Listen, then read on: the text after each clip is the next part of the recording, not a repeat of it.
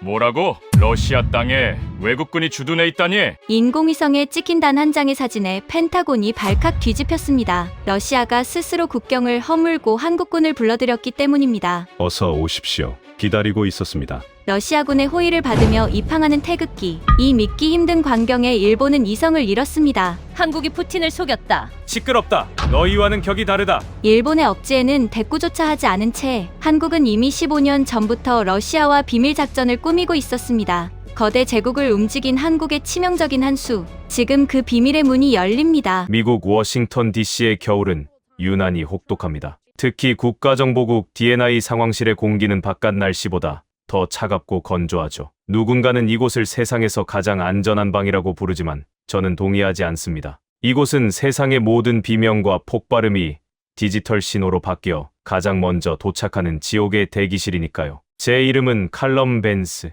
미 국가정보국 동부가 전략 분석관입니다. 지난 20년 동안 저는 위성 사진 속의 그림자와 감청된 무전 소음만으로 세상의 위기를 감지해왔습니다. 제게 세상은 뜨거운 피가 흐르는 곳이 아니라 차가운 영과 일로 이루어진 체스판일 뿐이었습니다. 적어도 그날 새벽 제 침대 머리맡에 보안 전화가 울리기 전까지는 말이죠. 새벽 3시 58분. 붉은색 보안 전화가 어둠 속에서 발광하며 고막을 찢을 듯한 벨 소리를 토해냈습니다. 발신자는 펜타곤 당직 사령부. 이 시간에 펜타곤에서 직통으로 연락이 온다는 건 핵미사일 발사 징후가 포착됐거나 대통령이 암살당했다는 뜻입니다. 저는 반사적으로 수화기를 들었습니다. 심장이 턱 끝까지 차올랐지만 목소리는 최대한 평온을 유지하려 했었죠. 칼럼 벤스입니다. 상황 보고하세요. 수화기 너머의 목소리는 다급함을 넘어 혼란 그 자체였습니다. 평소 냉철하기로 소문난 앤더슨 사령관의 목소리가 미세하게 떨리고 있었으니까요. 벤스 분석관, 지금 당장 상황실로 튀어오게. 키올 위성이 오호츠크해를 찍었는데 믿을 수가 없어. 장비 오류인 줄 알고 3번이나 재부팅을 했는데도 결과가 똑같아. 무슨 일입니까? 러시아가 전술핵이라도 꺼냈습니까? 차라리 핵이면 매뉴얼대로 대응이라도 하지. 이건 말도 안 되는 상황이야. 러시아 태평양 함대가 사라졌어. 뭐라고요? 저는 15분 만에 옷을 챙겨 입고 포토맥 강변의 새벽 공기를 가르며 차를 몰았습니다. 머릿속에는 수만 가지 최악의 시나리오가 스쳐 지나갔습니다. 러시아 태평양 함대가 사라졌다니. 그 거대한 전력이 증발했을 리는 없고 어딘가로 기습 이동을 했다는 뜻일 텐데 도대체 어디로 간 걸까요? 우크라이나 전선으로 빠지기엔 거리가 너무 멀고 일본을 공격하기엔 명분이 없었습니다. 혹시 대만 해협입니까? 중국과 연합작전을 펼치려는 걸까요? 상황실에 도착하자마자 저는 숨도 고르지 못하고 중앙 스크린 앞으로 달려갔습니다. 가로 10m, 세로 5m의 거대한 화면, 가득 고해상도 위성이 보내온 실시간 영상이 떠 있었습니다. 위치는 러시아 사할린 섬의 남쪽 끝 코르사코프 항구였습니다. 저는 제 눈을 의심했습니다. 항구는 텅 비어 있었습니다. 아니, 정확히 말하면 러시아의 군함들이 썰물처럼 빠져나가고 있었습니다. 구축함과 순양함, 그리고 잠수함 지원함까지 포함된 러시아 태평양 함대의 주력 전력이 항구를 등지고 북쪽으로 뱃머리를 돌려 철수하고 있었습니다. 마치 패잔병처럼 서둘러 짐을 싸서 도망치는 듯한 모습이었습니다. 러시아 놈들이 기지를 비우고 있습니다. 도대체 무슨 일입니까? 내부 반란이라도 일어난 겁니까? 제가 묻자 앤더슨 사령관이 고개를 저으며 다른 버튼을 눌렀습니다. 그게 아니야, 벤스. 저들이 나간 자리를 보게. 저 빈 항구로 누가 들어오는지 보란 말이야. 화면이 전원되고 카메라 앵글이 항구 외곽의 바다를 비췄습니다. 새벽 안개를 뚫고 거대한 선단이 코르사코프 항구로 진입하고 있었습니다. 군함은 아니었습니다. 회색 도색을 한 군함 특유의 살벌함 대신 짙은 주황색과 흰색이 섞인 거대한 선체들이 위풍당당하게 얼음을 깨며 들어오고 있었습니다. 그것은 쇠빙선단이었습니다. 하지만 제가 아는 어떤 국가의 쇠빙선보다 훨씬 크고 현대적인 디자인이었습니다. 선두의 선배의 선수에는 거친 파도를 가르는 독수리 문양과 함께 선명한 글씨가 새겨져 있었죠. 영어로 표기된 그 이름을 읽는 순간 제 등골을 타고 서늘한 전율이 흘러내렸습니다. 아라온. 그것은 한국의 쇠빙연구선 이름이었습니다. 하지만 한 척이 아니었습니다. 무려 12척의 대형 쇠빙선이 호위하듯 항로를 열고 있었고 그 뒤를 따라 수십 척의 대형 화물선과 크레인 선박들이 줄지어 들어오고 있었습니다. 마치 노르망디 상륙작전을 방불케 하는 엄청난 규모였습니다. 하지만 총구는 보이지 않았습니다. 대신 그들의 배 위에는 굴착기와 건설 장비 그리고 컨테이너 박스가 산처럼 쌓여 있었습니다. 한국입니다. 한국 선단이 러시아 해군 기지로 들어오고 있습니다. 상황실의 분석관 중 한 명이 소리쳤습니다. 통신 감청 결과는요? 저들이 무단 침입한 겁니까? 아니면 러시아와 교전 중입니까? 제 질문에 통신 장교가 창백한 얼굴로 대답했습니다. 교전은 없습니다. 오히려 러시아 관제탑이 저들을 유도하고 있습니다. 듣고도 믿기지가 않습니다만 러시아 측에서 한국 선단의 입항 환영 메시지를 보내고 있습니다. 사할린에 오신 것을 환영합니다라니요. 이게 말이 됩니까? 저는 스크린을 멍하니 바라보았습니다. 러시아군은 짐을 싸서 나가고 한국의 건설 선단은 주인이 된 것처럼 들어온다. 이건 국제정치학 교과서 어디에도 없는 장면이었습니다. 우크라이나 전쟁 이후 러시아가 힘들다는 건 알고 있었습니다. 서방의 제재로 경제가 무너지고 중국의 압박에 시달리고 있다는 보고서도 수없이 썼죠. 하지만 그렇다고 해서 자신의 전략적 요충지인 사할린을 한국에 내어준다니요. 사할린이 어떤 곳입니까? 러시아가 태평양으로 나가는 출구이자 일본을 견제하는 목구멍 같은 곳입니다. 그곳을 미국의 동맹국인 한국에 내어준다는 건 푸틴이 미치지 않고서야 불가능한 일이었습니다. 그때 화면 속 한국 선단의 선두배에서 깃발 하나가 올라가는 것이 보였습니다. 새벽 바람을 타고 펄럭이는 그 깃발, 흰 바탕에 건곤감리가 그려진 태극기였습니다. 러시아의 심장부나 다름없는 사할린 코르사코프 항구의 태극기가 휘날리는 순간 상황실 안에 있던 모든 미군 장교들이 침묵에 빠졌습니다. 이건 단순한 경제 협력이 아니었습니다. 저 당당한 입항은 마치 정복자의 개선 행진처럼 보였습니다. 백악관에는 보고했나? 제가 앤더슨 사령관에게 물었습니다. 국가안보보좌관이 지금 대통령을 깨우러 갔네. 30분 안에 긴급회의가 소집될 거야. 벤스, 자네가 설명해야 해. 한국이 도대체 무슨 마법을 부린 건지, 우리 정보국은 왜 이 거대한 움직임을 까맣게 모르고 있었는지 말이야. 저는 마른 침을 삼켰습니다. 설명할 수 없었습니다. 저 역시 이 상황을 전혀 예측하지 못했으니까요. 한국은 그동안 조용했습니다. 너무나도 조용했죠. 우크라이나에 무기를 지원하라는 미국의 압박에도 모호한 태도를 유지했고 러시아와의 관계에서도 선을 넘지 않았습니다. 우리는 그것이 한국 특유의 눈치 보기 외교라고 생각했습니다. 강대국 사이에서 살아남기 위한 비겁한 처세술이라고 비웃기도 했죠. 하지만 지금 저 화면 속의 장면은 우리 생각이 완전히 틀렸음을 증명하고 있었습니다. 한국은 눈치를 보고 있었던 게 아닙니다. 때를 기다리고 있었던 겁니다. 러시아가 스스로 무릎을 꿇고 문을 열어줄 수밖에 없는 결정적인 순간을 위해 칼을 갈며 숨죽이고 있었던 겁니다. 그때 제 개인 단말기가 짧게 진동했습니다. 암호화된 메시지였습니다. 발신자 표시 제한.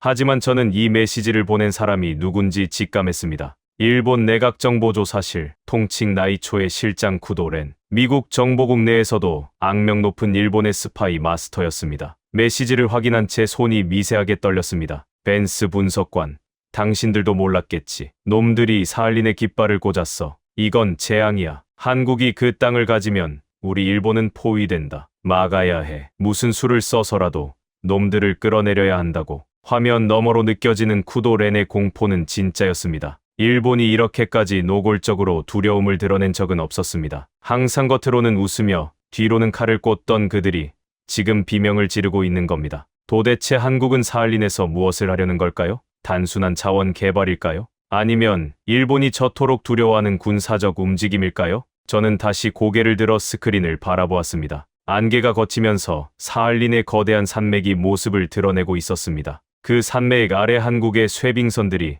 정박하고 사람들이 내리기 시작했습니다. 작업복을 입은 사람들 사이로 검은색 정장을 입은 한 남자가 보였습니다. 그는 항구 바닥에 내려서자마자 무릎을 꿇고 땅에 입을 맞추었습니다. 그리고는 품에서 낡은 사진 한 장을 꺼내 하늘 높이 들어 올렸죠. 마치 누군가에게 신고를 하듯이. 그 남자의 얼굴을 확대한 순간 저는 숨이 턱 막혔습니다. 정보국 데이터베이스에서 본 적이 있는 얼굴이었습니다. 대한민국 국정원 해외공작국장 위선재, 유령이라고 불리는 남자. 공식 석상에 단 한 번도 모습을 드러내지 않았던 그가 러시아 땅 한복판에서 울고 있었습니다. 이건 비즈니스가 아닙니다. 단순한 외교 협상도 아닙니다. 저 눈물과 저 깃발, 그리고 일본의 공포. 이 모든 조각들이 가리키는 진실은 하나였습니다. 한국은 지금 80년 전 잃어버렸던 역사의 한 페이지를 다시 쓰기 시작한 겁니다. 사령관님, 제가 서울로 가겠습니다. 서울. 지금 워싱턴에서 대책회의가 열리는데 자네가 빠지면 어떡하나? 회의실에서 탁상 공론해봐야 답은 안 나옵니다. 저들이 왜 저러는지, 무엇을 얻어냈는지 아는 사람은 딱 한 명뿐입니다. 저 화면 속에 있는 남자, 위선재를 만나야 합니다. 저는 재킷을 집어들며 상황실을 나섰습니다. 제 정보관 본능이 경고하고 있었습니다. 지금 한국을 막지 못하면, 아니 한국의 의도를 파악하지 못하면 미국의 동북아 전략은 송두리째 무너질 거라고요. 하지만 동시에 제 가슴 한구석에서는 설명할 수 없는 호기심이 끓어오르고 있었습니다. 도대체 어떤 카드를 썼길래, 어떤 딜을 했길래 그 자존심 센 푸틴이 영토를 내놓게 만들었을까? 한국이 설계한 이 거대한 판의 끝에는 무엇이 기다리고 있을까? 비행기에 오르기 전 저는 마지막으로 사할린의 위성 영상을 다시 확인했습니다. 항구에 내린 한국인들이 거대한 현수막을 펼치고 있었습니다. 러시아어도 영어도 아닌 한글로 적힌 문구, 위성 카메라의 해상도를 최대로 높여 그 글귀를 읽는 순간 저도 모르게 탄식을 내뱉었습니다. 집으로 모시러 왔습니다. 늦어서 죄송합니다. 그것은 정복자의 선언이 아니었습니다. 80년을 기다린 자식의 참회록이었습니다. 도대체 사할린에는 무엇이 묻혀 있기에 한국은 이토록 절박하게 움직였던 걸까요? 그리고 일본은 왜 그토록 필사적으로 이 귀환을 막으려 했던 걸까요? 이제 그 비밀의 문이 열립니다. 비행기가 태평양 상공 3만 피트를 날고 있을 때 제 개인 단말기가 다시 한번 진동했습니다. 이번에는 문자가 아니었습니다. 음성 통화 요청. 발신자는 도쿄 쿠도 렌이었습니다. 저는 위성 전화기의 보안 버튼을 누르고 수화기를 귀에 댔습니다. 벤스 분석관, 지금 서울로 가고 있겠군요. 그의 목소리는 갈라져 있었습니다. 평소에 그 여유만만하고 거만한 톤은 온데간데 없고 마치 물에 빠진 사람이 지푸라기를 잡는 듯한 절박함만이 느껴졌습니다. 쿠도 실장, 상황 파악 중입니다. 아직 섣불리 판단할 단계가 아닙니다. 판단, 상황 파악, 이보시오 벤스. 당신들은 지도를 안 봅니까? 쿠도 렌이 수화기 너머로 소리를 질렀습니다. 그의 거친 숨소리가 위성 신호를 타고 적나라하게 들려왔습니다. 지도를 펴놓고 보라고. 한국이 사할린을 먹었어. 이건 단순히 땅덩어리 하나가 늘어난 게 아니야. 놈들이 사할린을 차지하면 오호츠크해와 동해의 북쪽 입구가 완전히 막혀버린다고. 한반도와 사할린이 양쪽에서 일본 열도를 내려다보며 포위하는 형국이란 말이야. 이건 단검이야. 일본의 목을 대해 격여진 시퍼런 단검이라고. 저는 침묵했습니다. 그의 말이 틀린 건 아니었으니까요. 지정학적으로 봤을 때 한국의 사할린 점유는 일본에게 악몽 그 자체였습니다. 북쪽의 러시아, 서쪽의 한국. 그 사이에 껴서 안보 불안을 호소하던 일본이었는데 이제는 그 북쪽마저 한국의 소나귀에 들어간 셈이 된 겁니다. 동해는 이제 사실상 한국의 내해가 되어버린 것이나 다름없었죠. 미국이 움직여야 해. 이건 샌프란시스코 강화 조약 체제를 뒤흔드는 폭거야. 한국이 러시아와 야합해서 현상 변경을 시도하고 있다고. 당장 항모 전단을 보내 압박해야 해. 쿠도, 진정하십시오. 러시아가 자발적으로 넘긴 겁니다. 무력 침공이 아니에요. 미국이 개입할 명분이 약합니다. 명분, 멍청한 소리 하지 마. 놈들이 사할린에 미사일 기지라도 세우면 그때는 늦어. 한국은 더 이상 당신들이 알던 순한 양이 아니야. 그들은 이빨을 숨기고 있었다고. 우리 일본을 물어뜯기 위해서 100년을 기다려온 늑대란 말이야. 전화를 끊은 뒤 저는 창밖에 검은 바다를 내려다보았습니다. 쿠도 렌의 공포는 과장이 아니었습니다. 그것은 본능적인 두려움이었습니다. 과거 자신들이 짓밟았던 피해자가 이제는 자신들보다 더 강력한 힘을 가지고 돌아왔을 때 느끼는 원초적인 공포. 일본은 지금 한국이라는 거대한 그림자에 짓눌려 숨조차 제대로 쉬지 못하고 있는 겁니다. 몇 시간 뒤 비행기는 인천공항에 착륙했습니다. 저는 서울의 풍경이 뭔가 다를 거라고 예상했습니다. 광화문 거리에 태극기를 든 인파가 쏟아져 나오고 뉴스에서는 승전보를 울리듯 팡파르가 터져 나올 거라고 생각했죠. 하지만 제 예상은 또다시 빗나갔습니다. 서울은 너무나도 조용했습니다. 공항을 빠져나와 도심으로 들어가는 차 안에서 본 풍경은 평소와 다를 게 없었습니다. 사람들은 바쁘게 출근하고 있었고 카페는 붐볐으며 거리는 평온했습니다. 마치 사할린이라는 거대한 땅이 생긴 것쯤은 아무런 일도 아니라는 듯이 말이죠. 하지만 그 평온함이 저를 더 긴장하게 만들었습니다. 들뜨지 않은 승리자. 자신이 얻은 것의 가치를 정확히 알기에 굳이 떠들썩하게 자랑할 필요가 없는 진짜 강자의 여유. 서울 전체가 거대한 침묵 속에 잠겨 있었지만 그 침묵은 무거웠습니다. 마치 폭풍전야의 고요함처럼. 국정원에서 보낸 검은색 세단이 저를 태우고 도착한 곳은 남산 소월길 근처의 한 안전가옥이었습니다. 겉보기에는 평범한 저택 같았지만 들어서는 순간 2중 3중의 생체 인식 보안 시스템이 작동하고 있음을 알 수 있었습니다. 안내를 받아 들어간 서재에는 한 남자가 창밖을 보고 서 있었습니다. 위성 영상에서 봤던 그 남자, 사할린의 흙바닥에 입을 맞추던 그 사람, 대한민국 국정원 해외공작국장 위선재였습니다. 오시느라 고생하셨습니다. 벤스 분석관. 그가 뒤를 돌았습니다. 실제로 본 그는 화면보다 훨씬 더 날카로운 인상이었습니다. 무태 안경 너머의 눈빛은 차가웠지만 그 깊은 곳에는 활화산 같은 뜨거움이 일렁이고 있었습니다. 그는 악수를 청하지 않았습니다. 대신 테이블 위에 놓인 찻잔을 가리켰죠. 위 국장, 단도직입적으로 묻겠습니다. 사할린입니까? 왜 하필 사할린입니까? 저는 자리에 앉기도 전에 물었습니다. 위 선재는 옅은 미소를 지으며 찻잔을 들었습니다. 미국 정보국 사람들은 항상 급하군요. 차라도 한잔하면서 얘기하시죠. 한국의 전통차입니다. 머리를 맑게 해주죠. 지금 도쿄에서는 난리가 났습니다. 일본 내각이 총사퇴를 고려할 만큼 패닉 상태입니다. 당신들이 사할린을 군사기지화해서 일본을 봉쇄하려 한다고 믿고 있습니다. 미국 대통령도 당신들의 진짜 의도를 궁금해합니다. 이건 동맹국인 미국에게도 설명하지 않은 독단적인 행동 아닙니까? 제 공격적인 질문에도 위선재의 표정은 흔들리지 않았습니다. 그는 천천히 차를 한 모금 마시고는 나직한 목소리로 말했습니다. 독단이라니요. 우리는 러시아와 합법적인 조약을 맺었습니다. 국제법상 아무런 하자가 없죠. 그리고 일본의 걱정이라. 글쎄요. 도둑이 제 발 저린다는 속담을 아십니까? 남의 것을 훔친 자는 언젠가 주인이 찾으러 올까봐 밤잠을 설치는 법이죠. 일본이 두려워하는 건 우리가 아니라 그들의 죄책감일 겁니다. 죄책감 따위로 국제 정치가 움직이지 않습니다.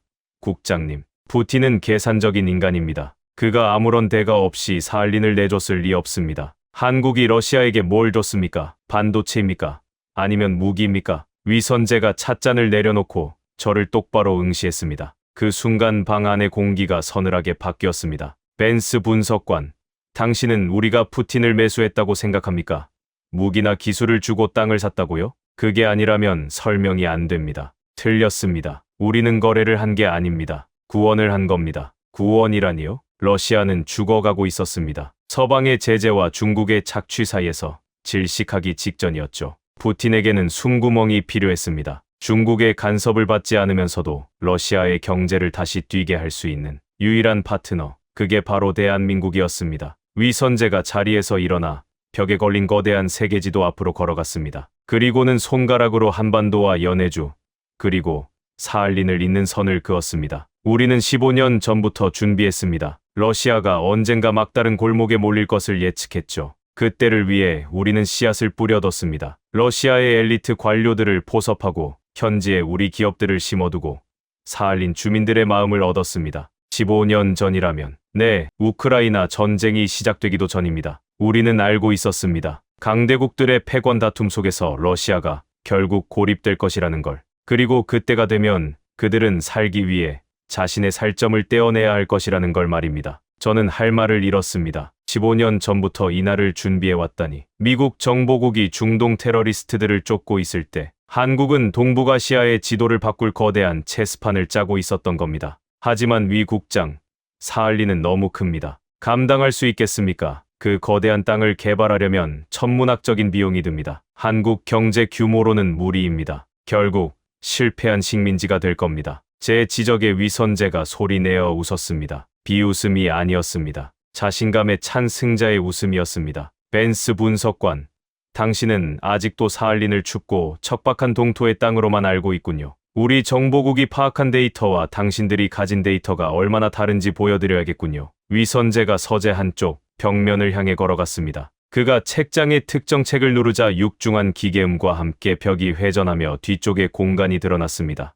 그곳은 서재가 아니었습니다. 지하로 내려가는 엘리베이터 입구였습니다. 따라오시죠. 당신이 상상조차 하지 못한 대한민국, 아니 새로운 제국의 청사진을 보여드리겠습니다. 일본이 왜 저토록 비명을 지르는지, 푸틴이 왜 사할린을 포기할 수밖에 없었는지, 그 진짜 이유가 저 아래에 있습니다. 엘리베이터 문이 열리자 서늘한 지하의 공기가 뿜어져 나왔습니다. 저는 직감했습니다. 이 엘리베이터를 타고 내려가는 순간 제가 알고 있던 세계의 질서는 완전히 무너질 것이라고. 그리고 그 아래에는 500조 원을 넘어선 가치를 지닌 인류, 역사상 가장 거대한 에너지 혁명의 비밀이 잠들어 있을 것이라고 말입니다. 내려가시죠. 지옥 같은 현실을 천국으로 바꿀 설계도가 기다리고 있습니다. 위선제의 안내를 받아 저는 어둠 속으로 발을 내디뎠습니다. 이제 돌이킬 수 없었습니다. 서울의 침묵 아래 숨겨진 거대한 진실이 드디어 그 모습을 드러내려 하고 있었습니다. 엘리베이터는 끝도 없이 내려갔습니다. 귀가 먹먹해질 정도의 깊이였습니다. 디지털 계기판의 숫자가 지하 50m를 지나 100m,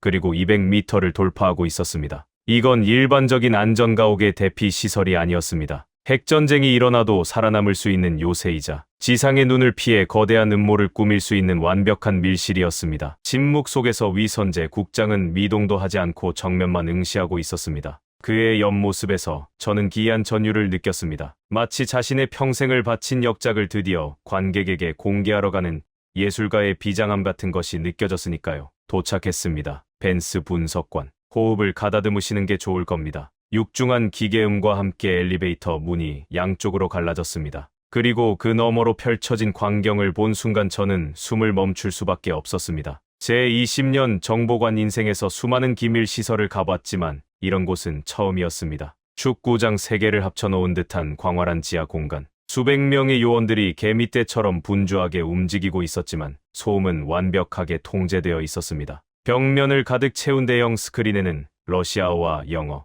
그리고 한국어로 된 수만 개의 데이터가 실시간으로 흘러가고 있었습니다. 주식 시장의 시세판 같기도 했고 나사의 통제실 같기도 했습니다. 하지만 제 시선을 가장 강력하게 사로잡은 건 공간 한가운데 떠있는 거대한 빛의 덩어리였습니다. 그것은 지름 20m에 달하는 초대형 3차원 홀로그램 지구본이었습니다. 하지만 일반적인 지구본이 아니었습니다. 한반도와 러시아 극동 지역 그리고 사할린이 붉은색 혈관처럼 복잡하게 연결되어 펄떡이고 있었습니다. 이곳이 북방전략지휘소입니다. 지난 15년간 대한민국 국정원 예산의 30%가 비밀리에 이곳으로 흘러들어왔죠. 위선재가 홀로그램 테이블 앞으로 걸어가며 말했습니다. 그가 손을 허공에 젓자 지도가 확대되며 사할린 섬이 눈앞으로 다가왔습니다. 섬의 지형뿐만 아니라 지하 수킬로미터 아래의 지질 구조까지 엑스레이처럼 투명하게 드러났습니다. 이걸 보십시오. 벤스 분석관. 당신들이 사할린을 그저 얼어붙은 툰드라라고 생각할 때 우리는 이 땅의 피부 아래를 들여다보고 있었습니다. 위선재가 가리킨 곳에는 지하 깊은 곳에 잠든 거대한 에너지 층이 황금색으로 빛나고 있었습니다. 석유와 천연가스, 그리고 그보다 더 깊은 곳에 매장된 희귀, 광물들이 마치 거대한 용처럼 꿈틀거리고 있었습니다. 당신들이 추정한 사할린의 가치는 500조 원 수준이었죠. 틀렸습니다. 그건 빙산의 일각일 뿐입니다. 우리가 확인한 매장량은 그 10배, 5천조 원이 넘습니다. 대한민국이 향후 100년 동안 쓰고도 남을 에너지가 저곳에 잠들어 있습니다. 저는 입이 다물어지지 않았습니다. 5천조 원. 상상조차 할 수 없는 금액이었습니다. 하지만 위선재는 대수롭지 않다는 듯 지도를 다시 축소시켰습니다. 하지만 돈은 중요하지 않습니다. 돈으로 러시아의 영토를 살 수는 없으니까요. 중요한 건 연결입니다. 그의 손짓에 따라 사할린에서 시작된 붉은 선들이 바다를 건너 한반도로, 그리고 다시 유라시아 대륙 전체로 뻗어나가기 시작했습니다. 그것은 마치 동맥경화에 걸려있던 동북아시아의 혈관이 뻥 뚫리는 듯한 시각적 쾌감을 주었습니다. 작전명, 귀향.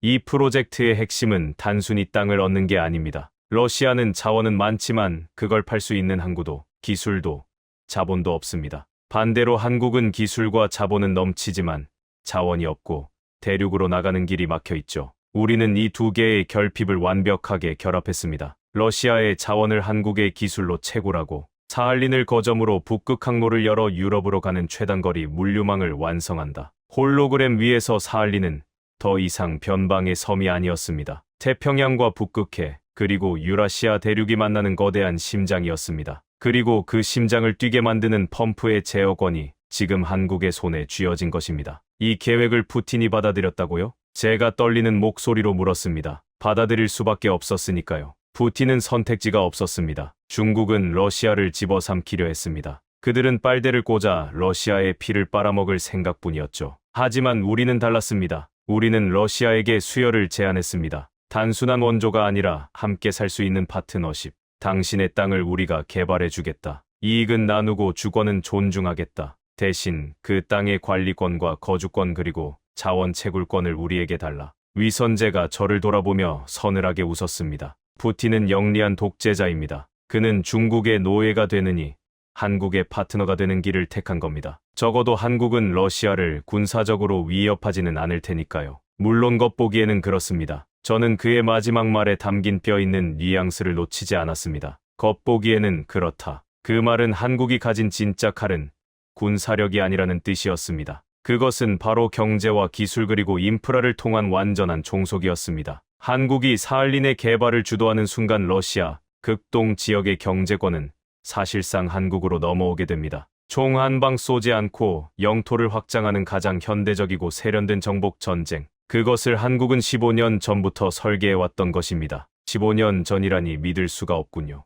우리가 중동의 모래바람 속에서 테러리스트들과 싸우고 있을 때 당신들은 이곳 지하에서 제국을 건설하고 있었군요. 미국은 너무 바빴으니까요. 세계 경찰 노릇을 하느라 정작 가장 중요한 파트너가 얼마나 성장했는지 돌아볼 겨를이 없었겠죠. 우리는 기다렸습니다. 미국이 우리를 필요로 할 때까지, 그리고 러시아가 우리에게 매달릴 때까지 철저하게 엎드려 있었죠. 일본이 우리를 무시하고 조롱할 때도 우리는 웃으며 참았습니다. 오늘을 위해서요. 위선재가 홀로그램 테이블에 조명을 껐습니다. 어둠 속에서 그의 눈만이 맹수처럼 빛나고 있었습니다. 벤스 분석관, 이제 당신이 선택할 차례입니다. 이 거대한 흐름을 거스르고 일본의 편에 서서 침몰하는 배를 함께 타시겠습니까? 아니면 우리와 손을 잡고 새로운 시대의 승자가 되시겠습니까? 미국 대통령에게 전하십시오. 한국은 더 이상 미국의 보호를 받는 어린아이가 아니라고. 우리는 이제 당신들과 대등한 위치에서 파이를 나눌 준비가 되었다고 말입니다.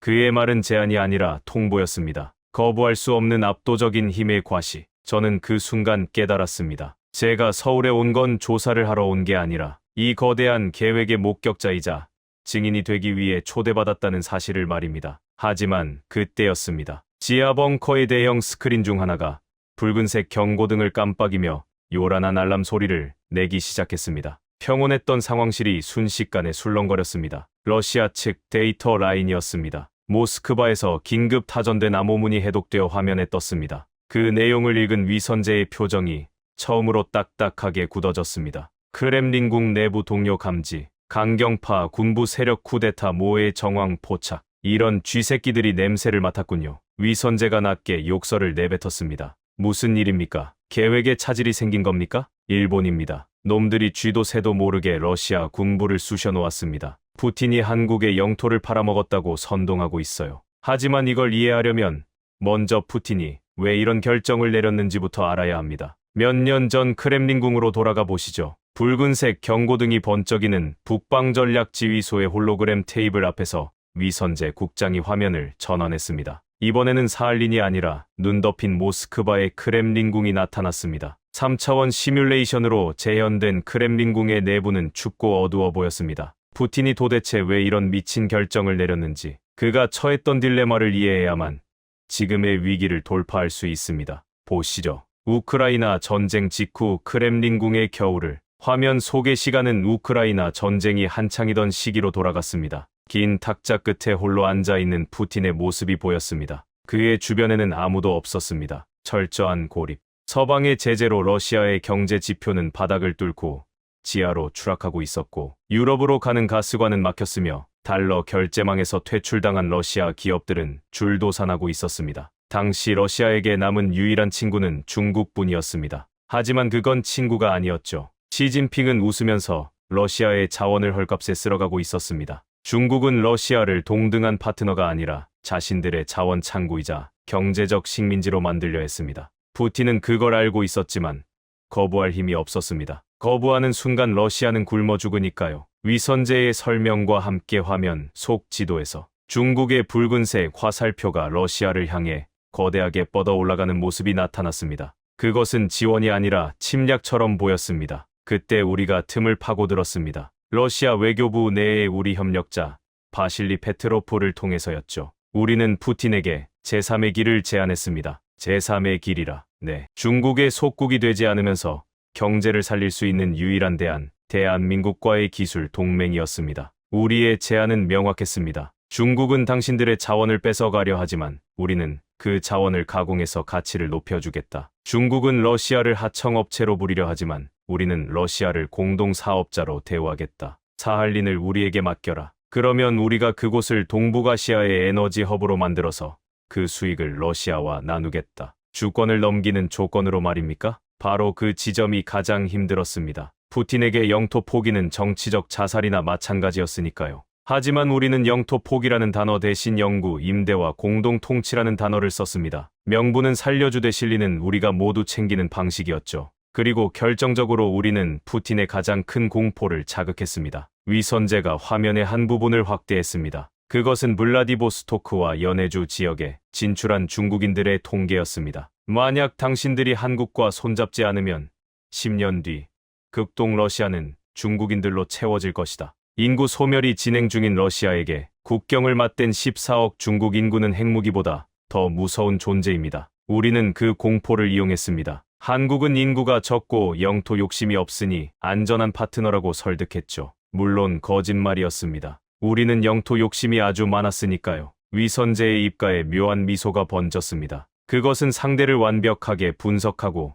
심리를 조종한 전략가만이 지을 수 있는 표정이었습니다. 결국 푸틴은 계산기를 두드린 끝에 결단을 내렸습니다. 자존심을 굽히고 사할린을 내주는 것이 중국에게 나라 전체가 먹히는 것보다 낫다고 판단한 거죠. 그렇게 사할린 양도 합의서가 비밀리에 작성되었습니다. 이 모든 게 바실리 페트로프라는 내부자의 목숨을 건 설득 덕분이었습니다. 화면 속에서 샴페인 잔을 부딪히는 한국 특사단과 푸틴의 모습이 보였습니다. 하지만 그 화려한 조약식 뒤에는 살얼음판 같은 긴장이 흐르고 있었습니다. 그런데 일본이 그 아킬레스건을 건드린 거군요. 제가 말했습니다. 그렇습니다. 일본은 알고 있습니다. 이 합의가 푸틴의 정치적 생명을 담보로 한 위험한 도박이라는 것을요. 그래서 러시아 군부 내의 국수주의자들을 자극한 겁니다. 위대한 러시아가 쪽제비 같은 한국에게 땅을 팔았다. 이건 매국이다. 그 논리가 지금 모스크바의 장군들을 움직이고 있습니다. 그때 상황실의 메인 스크린에 새로운 영상이 떴습니다. 실시간 위성 영상이었습니다. 모스크바 외곽의 군부대에서 탱크들이 시동을 걸고 대열을 정비하는 모습이 포착되었습니다. 쿠데타의 징후가 현실화되고 있었습니다. 시간이 없습니다. 벤스 분석관. 만약 저 탱크들이 크렘린궁으로 진격하면 사할린의 합의서는 휴지 조각이 됩니다. 그리고 사할린에 들어간 우리 국민들은 러시아군의 표적이 되겠죠. 우리는 이걸 막아야 합니다. 미국의 힘이 필요합니다. 미국이 러시아 내부 쿠데타에 개입하라고요? 그건 불가능합니다. 3차 대전이 일어날 수도 있습니다. 제가 고개를 저으며 말했습니다. 하지만 위선제는 저를 뚫어지게 바라보며 한 걸음 다가왔습니다. 아니요. 군사적 개입을 말하는 게 아닙니다. 정보전입니다. 일본이 뿌린 가짜 뉴스를 덮을 더 강력한 진실, 혹은 러시아 군부를 멈춰 세울 수 있는 명분, 그걸 미국이 만들어줘야 합니다. 그리고 당신이 그 메신저가 되어야 합니다. 제가요. 어떻게 말입니까? 바실리 페트로프가 지금 사할린에서 한국으로 넘어와 있습니다. 그가 가지고 온 물건이 있습니다. 푸틴도 모르고 일본도 모르는, 하지만 러시아 군부의 입을 다물게 만들고 전 세계를 울릴 수 있는 결정적인 증거. 그걸 당신이 직접 확인하고 워싱턴에 보고하십시오. 그러면 미국 대통령도 움직이지 않을 수 없을 겁니다. 그게 뭡니까? 핵무기 설계도라도 됩니까? 아니요. 그보다 더 무겁고 더 슬픈 겁니다. 위선제가 다시 엘리베이터 버튼을 눌렀습니다. 더 깊은 곳으로. 아직 공개되지 않은 마지막, 비밀이 숨겨진 곳으로. 러시아 장군들도 사람입니다. 벤스. 그들에게도 부모가 있고 역사가 있습니다. 우리가 보여줄 것은 그들의 심장을 칠 무기입니다. 일본의 선동 따위는 단 한 방에 날려버릴 수 있는 진짜 명분이죠. 가시죠. 사할린이 단순히 자원덩어리가 아니라는 걸 증명해 보이겠습니다. 저는 위선제의 눈에서 확신을 읽었습니다. 그는 도박을 하고 있는 게 아니었습니다. 이미 이 상황까지 예측하고 준비해둔 히든카드가 있었던 겁니다. 러시아 군부를 잠재우고 일본을 침묵시킬 수 있는 그 물건의 정체가 무엇인지 확인하기 위해 저는 다시 그를 따라 깊은 어둠 속으로 내려갔습니다. 지하 300m. 이곳은 공기조차 다르게 느껴졌습니다. 습도는 완벽하게 통제되어 있었고 은은한 기계음만이 거대한 신전의 기도 소리처럼 울리고 있었습니다. 엘리베이터 문이 열리자 그 전 층과는 비교도 안 될 정도로 압도적인 보안 시설이 나타났습니다. 홍채 인식과 정맥 인식, 그리고 걸음걸이, 패턴 분석까지 통과하고 나서야 비로소 육중한 티타늄 문이 열렸습니다. 이곳은 우리끼리 보물창고라고 부릅니다. 푸틴도 모르고 일본 정보국도 간만 잡고 있을 뿐 실체는 모르는 구역이죠. 위선재 국장이 앞장서며 말했습니다. 그곳은 마치 거대한 반도체 공장의 클린룸 같았습니다. 하얀 방진복을 입은 연구원들이 분주하게 움직이고 있었고 중앙에는 사할린 섬의 지질 구조가 아닌 화학 기호들이 떠다니는 홀로그램이 회전하고 있었습니다. 네온,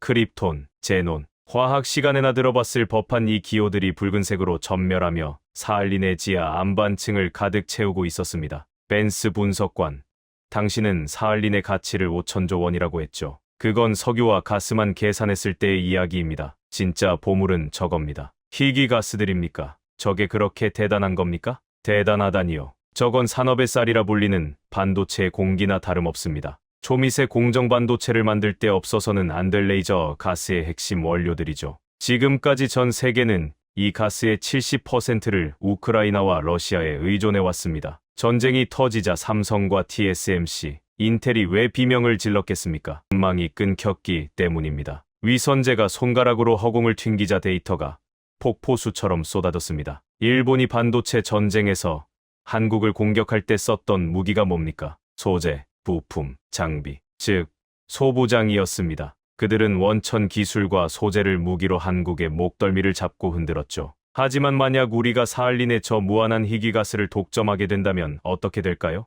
저는 그제야 일본의 공포가 어디서 기인했는지 깨달았습니다. 단순히 영토가 넓어지는 문제가 아니었습니다. 이건 4차 산업혁명의 가장 중요한 혈관을 한국이 쥐게 된다는 뜻이었습니다. 한국은 이미 세계 최고의 메모리 반도체 생산 능력을 갖추고 있습니다. 거기에 원료 공급망까지 완벽하게 수직 계열화한다면 일본의 소재 기업들은 설 자리를 잃게 됩니다. 한국은 더 이상 일본의 눈치를 볼 필요 없이 완벽한 기술 독립 제국을 완성하게 되는 겁니다. 사할린 남부의 노다지 광산에서 채굴된 희귀가스는 쇠빙선을 타고 하루면 부산항에 도착합니다. 물류비용 제로, 리스크 제로. 이건 게임 체인저 정도가 아닙니다. 그냥 판을 엎어버리고 우리가 룰을 새로 만드는 겁니다. 위선재의 목소리에는 전율이 흐르고 있었습니다. 하지만 그의 브리핑은 거기서 끝나지 않았습니다. 그리고 하나 더. 이건 당신네 미국도 긴장해야 할 이야기입니다. 그가 홀로그램의 뷰를 바꿨습니다. 지구본이 돌아가더니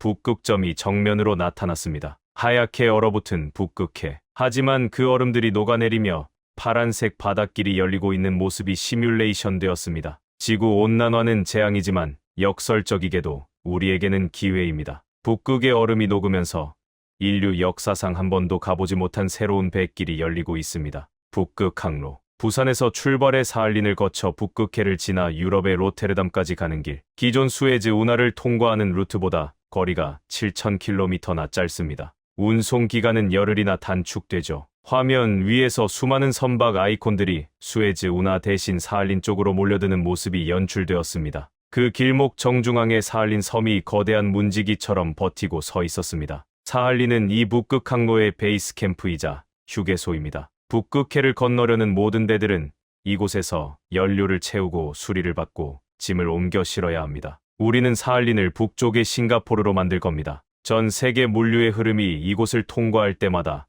한국은 통행료를 받게 될 겁니다. 저는 등골이 오싹해졌습니다. 이건 상업적인 성공을 넘어선 지정학적 패권의 이동이었습니다. 수에즈 운하를 가진 이집트, 말라카 해협을 쥔 싱가포르, 길목을 지키는 자가부를 독점하는 것이 역사의 진리였습니다. 한국은 지금 사할린이라는 열쇠로 유라시아 대륙의 동쪽 대문을 잠그기도 하고 열기도 할 수 있는 권한을 가지려 하는 겁니다. 일본이 비명을 지를 만하군요. 사할린이 한국 땅이 되는 순간 일본의 항구들은 북극 항로에서 소외된 변방의 낚시터로 전락할 테니까요. 정확합니다. 일본은 섬나라지만 대륙으로 가는 길이 막히면 고립된 감옥이 됩니다. 그들은 그걸 본능적으로 알고 있습니다. 그래서 러시아 군부를 꼬드겨서라도 이 프로젝트를 엎으려고 발악하는 겁니다. 그들에게는 생존이 걸린 문제니까요. 위선재가 저에게 다가왔습니다. 그의 등 뒤로 거대한 사할린의 지하 자원과 북극 항로의 푸른 선들이 쿠광처럼 빛나고 있었습니다. 벤스 분석관, 이게 바로 우리가 15년을 바쳐 설계한 그림입니다. 얼음 밑에 숨겨진 검은 진주. 우리는 이걸 캐내서 단순히 부자가 되려는 게 아닙니다. 주변 강대국들에게 휘둘리지 않는 진짜 힘을 가지려는 겁니다. 미국도 이제 선택해야 합니다. 쇠락해가는 일본의 손을 잡고 과거에 머물 것인지, 아니면 떠오르는 한국과 함께 미래의 바닷길을 열 것인지. 저는 압도되었습니다. 미국 정보국이 분석한 보고서 수천 장보다 이 지하 벙커에서의 10분이 저에게 더 많은 것을 말해주고 있었습니다. 한국의 야망은 제가 생각했던 것보다 훨씬 크고 정교했습니다. 그들은 단순히 땅 따먹기를 한 게 아니라 21세기의 패권 지도를 다시 그리고 있었습니다. 하지만 마음 한구석에는 여전히 불안감이 남아 있었습니다. 이 거대한 이권과 전략적 가치가 오히려 독이 될 수도 있었습니다. 러시아 군부의 쿠데타 세력에게 이 정보가 들어간다면 그들은 더더욱 사할린을 포기하지 않을 것입니다. 오히려 이 가치를 독차지하기 위해 무력을 쓸 수도 있었습니다. 국장님, 당신의 계획은 완벽합니다. 하지만 너무 완벽해서 위험합니다. 이 엄청난 가치를 알게 되면 러시아 군부는 절대 물러서지 않을 겁니다. 일본은 이 사실을 폭로해서 러시아 내의 탐욕을 자극할 거고요. 전략적 가치만으로는 저 미친 불곰들을 진정시킬 수 없습니다. 제 지적에 위선재가 고개를 끄덕였습니다. 그는 이미 예상하고 있었다는 듯 차분했습니다. 맞습니다. 이익은 탐욕을 부르고 탐욕은 전쟁을 부르죠. 그래서 우리에게는 브레이크가 필요합니다. 이익 계산기를 부숴버리고 러시아인들의 영혼을 울려서 그들 스스로 총구를 내리게 만들 명분. 그게 바로 아까 말씀드린 바실리 페트로프가 가져온 물건입니다. 위선재가 손짓하자 연구원 한 명이 낡은 가죽 가방을 들고 다가왔습니다. 최첨단 홀로그램과 반도체 데이터가 번쩍이는 이 공간과는 전혀 어울리지 않는 낡고해진 가방이었습니다. 세월의 때가 묻어 검게 변해버린 그 가방. 마치 80년 전의 과거에서 타임머신을 타고 날아온 듯한 물건이었습니다. 이 안에 5천조 원의 자원보다 더 무겁고 북극 항로보다 더 거대한 역사의 진실이 들어있습니다. 이걸 보는 순간 당신은, 그리고 워싱턴의 대통령은 울게 될 겁니다. 그리고 쿠데타를 일으키려던 러시아 장군들은 부끄러움에 고개를 들지 못하게 될 겁니다. 위선재가 가방의 버클을 풀었습니다. 철커 하는 소리가 지하 벙커의 정막을 갈랐습니다. 과연 저 낡은 가방 속에 무엇이 들어있기에 냉철한 정보 국장 위선재가 이토록 확신에 찬 눈빛을 보내는 걸까요? 러시아의 탐욕을 잠재울 수 있는 유일한 무기. 이제 그 슬픈 진실과 마주할 시간입니다. 지하 벙커에서 본 사할린의 청사진은 완벽했습니다. 경제적 이익도 전략적 가치도 흠잡을 데가 없었죠. 하지만 우리는 간과하고 있었습니다. 국제 정치는 계산기로만 돌아가는 게 아니라는 사실을 말입니다. 때로는 논리보다 공포가, 그리고 진실보다 선동이 더 강력한 힘을 발휘하기도 합니다. 위선재 국장이 그 낡은 가방을 열려던 찰나 제 주머니 속에 위성 전화가 발작하듯 울려댔습니다. 이번에는 암호화된 메시지가 아니었습니다. 백악관 국가안보실의 긴급 호출이었습니다. 벤스 분석관, 지금 당장 보안 회선을 연결해 대통령께 직접 보고해야 하네. 상황이 급변했어. 앤더슨 사령관의 목소리는 다급함을 넘어 분노에 차 있었습니다. 제가 벙커의 통신실로 이동해보안 모니터를 켜자마자 워싱턴의 뉴스가 쏟아져 나왔습니다. 화면을 보는 순간 저는 제 눈을 의심했습니다. CNN, 워싱턴 포스트, 뉴욕 타임스, 미국의 주요 언론들이 약속이나 한 듯 헤드라인을 도배하고 있었습니다. 한국의 위험한 도박, 신제국주의의 탄생인가, 러시아의 약점을 이용한 영토 약탈, 동맹국의 폭주, 사할린 합병, 미국의 국익에 부합하는가. 불과 몇 시간 전만 해도 한국의 대담한 전략에 놀라워하던 분위기가 순식간에 적대적으로 바뀌어 있었습니다. 앵커들은 심각한 표정으로 한국이 러시아의 경제난을 악용해 영토를 갈취하고 있으며 이는 21세기에 용납될 수 없는 제국주의적 행태라고 비난하고 있었습니다. 전문가라는 사람들이 나와 지도를 짚어가며 열변을 토했습니다. 한국이 사할린을 차지하면 동북아의 군사적 균형이 깨지고 결국 미국에게도 위협이 될 것이라는 논리였습니다. 이게 도대체 무슨 일입니까? 누가 이런 프레임을 짠 겁니까? 제가 소리치자 화면 너머의 앤더슨 사령관이 한숨을 내쉬었습니다. 쿠도 레니아, 일본이 움직였어. 그것도 아주 더럽고 확실하게. 일본 내각정보조사실장 쿠도 렌. 그는 제가 서울로 오는 동안 손을 놓고 있었던 게 아니었습니다. 그는 워싱턴의 K-스트리트, 즉 로비스트 거리에 막대한 자금을 살포했습니다. 일본이 지난 수십 년간 미국 정계에 심어놓은 친일 파벌, 일명 재팬스쿨을 총동원한 겁니다. 그들의 논리는 교묘하고 치명적이었습니다. 한국이 너무 커졌다. 통제되지 않는 동맹은 적보다 위험하다. 일본은 미국의 가장 깊은 무의식 속에 잠재된 두려움을 자극했습니다. 그것은 바로 2등 국가가 치고 올라와 1등인 미국의 패권을 위협할지도 모른다는 불안감이었습니다. 쿠도레는 그 불안감에 기름을 부은 겁니다. 한국을 파트너가 아닌 잠재적 경쟁자이자 질서를 파괴하는 트러블 메이커로 낙인 찍어버린 것이죠. 백악관 분위기는 어떻습니까? 안 좋아. 대통령도 흔들리고 있어.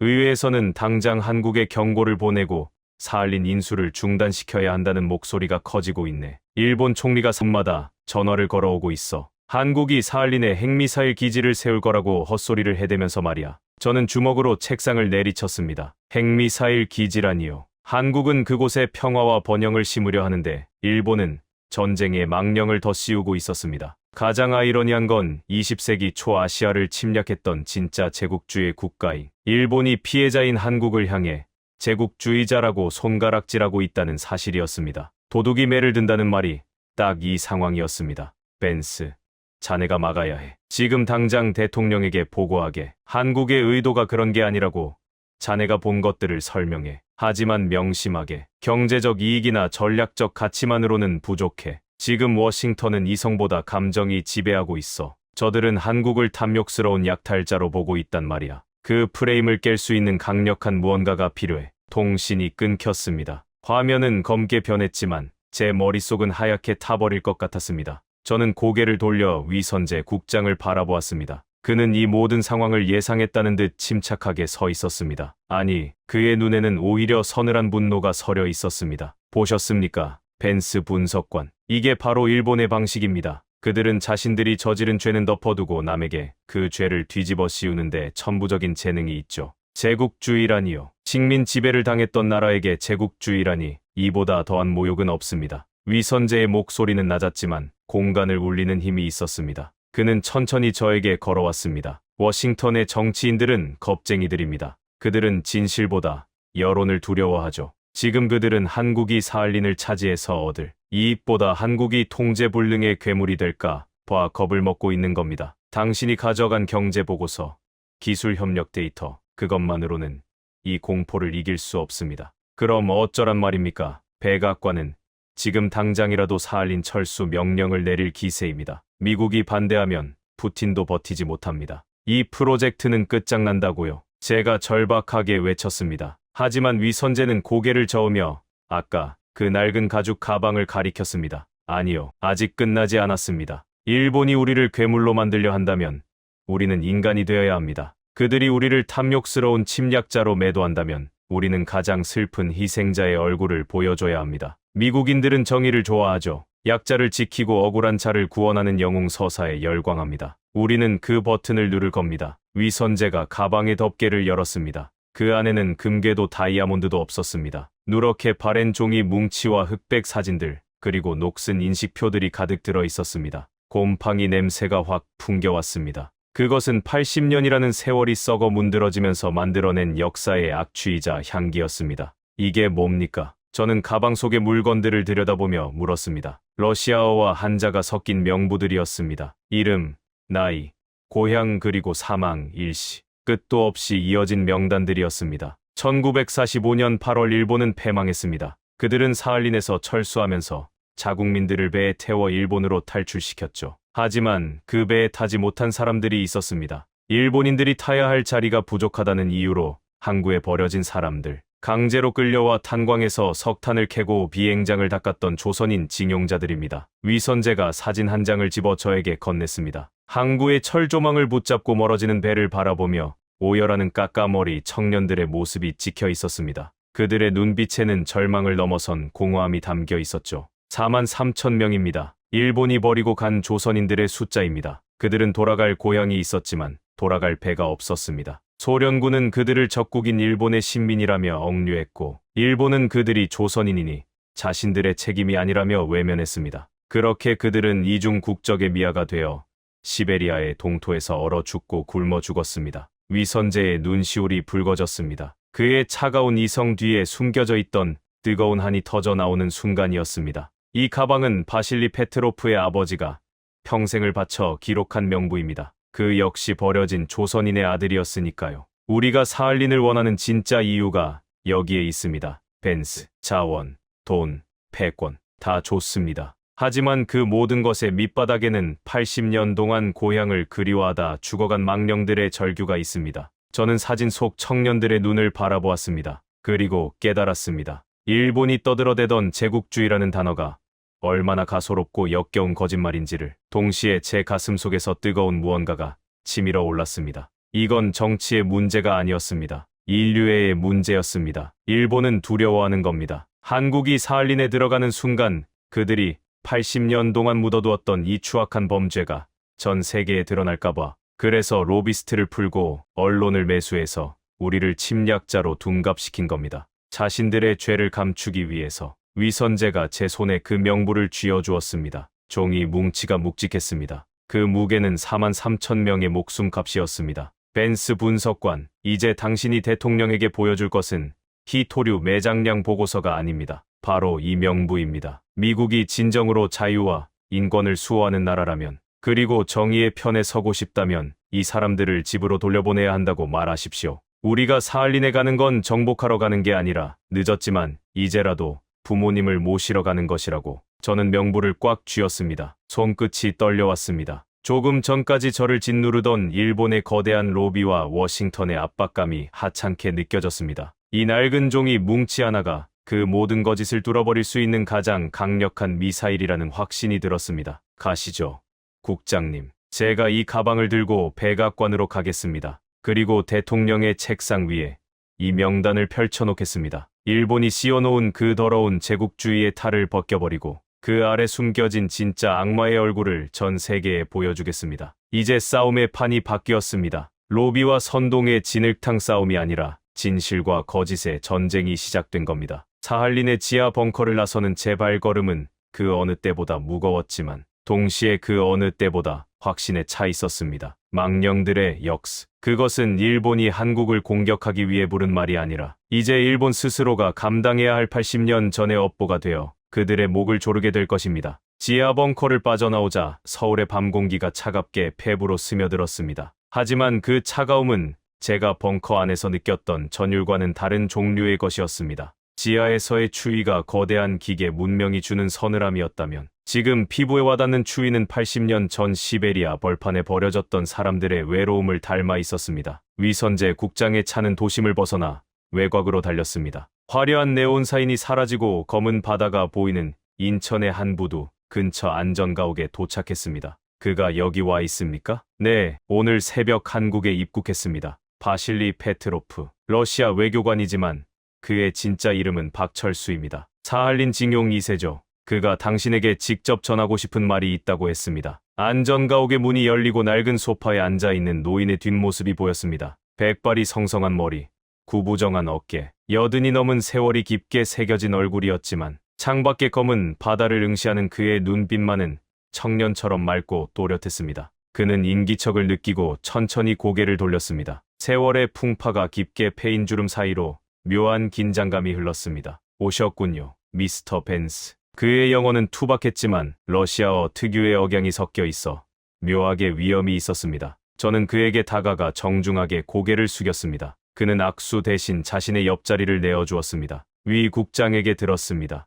당신이 워싱턴으로 가서 우리 이야기를 전해줄 사람이라고요. 노력해보겠습니다만 상황이 좋지 않습니다. 일본이 당신들을 침략자로 몰아가고 있습니다. 한국이 사할린을 차지하려는 야욕을 품고 있다고요. 제 말에 페트로프가 씁쓸하게 웃었습니다. 그 웃음은 비웃음이라기보다는 너무나 어처구니 없는 거짓말을 들었을 때 나오는 허탈함에 가까웠습니다. 야욕이라. 미스터 벤스, 당신은 코르사코프 항구를 아십니까? 일본인들은 그곳을 오토말이라고 불렀죠. 1945년 8월 그 항구에는 매일같이 수천 명의 조선인들이 몰려 나왔습니다. 전쟁이 끝났으니까요. 일본은 패망했고 이제 집으로 돌아갈 수 있다는 희망에 부풀어 있었죠. 페트로프가 품에서 낡은 수첩 하나를 꺼냈습니다. 아까 위선제 국장이 보여준 가방 속에 있던 것과는 또 다른 그의 아버지가 직접 쓴 일기장이었습니다. 아버지는 매일 언덕에 올라가 바다를 보셨습니다. 일본인들을 태운 배는 계속해서 들어왔다가 나갔습니다. 여자들과 아이들, 그리고 일본군 장교들이 배에 올랐죠.